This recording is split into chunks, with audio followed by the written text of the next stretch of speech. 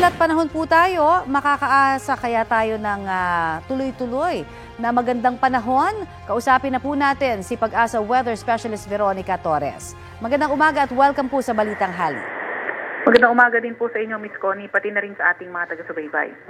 Opo, ito ay kailangan nating malaman. Kailan inaasahang magsimula ho kaya itong amihan season? Muna natin, ayan.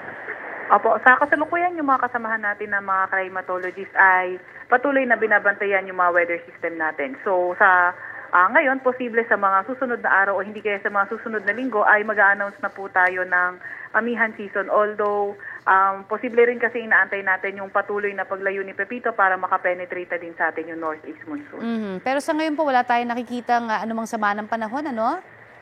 Tama po kayo, maliban kay Manny na dating si Pepito na nasa labas na ngayon ng PAR, wala na tayong ibang LPA or bagyo sa loob or malapit sa PAR. Oo, talagang excited tayong lahat maramdaman ang lamig ni amihan. May mga lugar na ba tayong unang mararamdaman ito? Opo, so yung nararamdaman natin ngayon, although may mga gale warning sa Batanes area, ito ay isa northeasterly surface wind flow, and then kapag mas lumalakas yung amihan, posible sa bandang eastern section ng bansa, nagiging malamig na din, although maulan din po. I see. Kapag opisyal lang nagsimula ang amihan, posible bang sabayan ng bagyo o namang sama pa ng panahon tayo?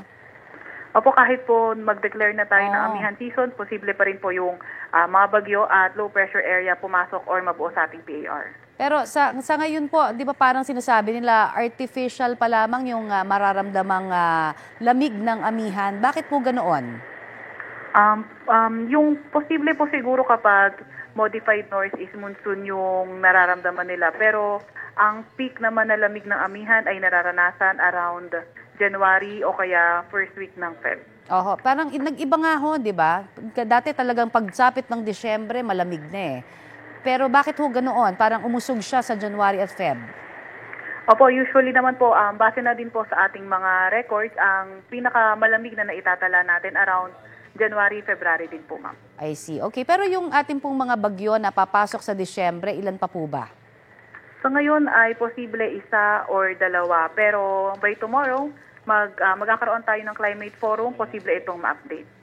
Marami pa ho tayong mga kailangan na bantayan pagdating sa mga weather system na yan hanggang hindi pa tapos ang taon. Kaya magpapasalamat na lang po kami at sabay-sabay tayo manalangin na wala ng bagyo. Thank you so very much po sa inyong oras.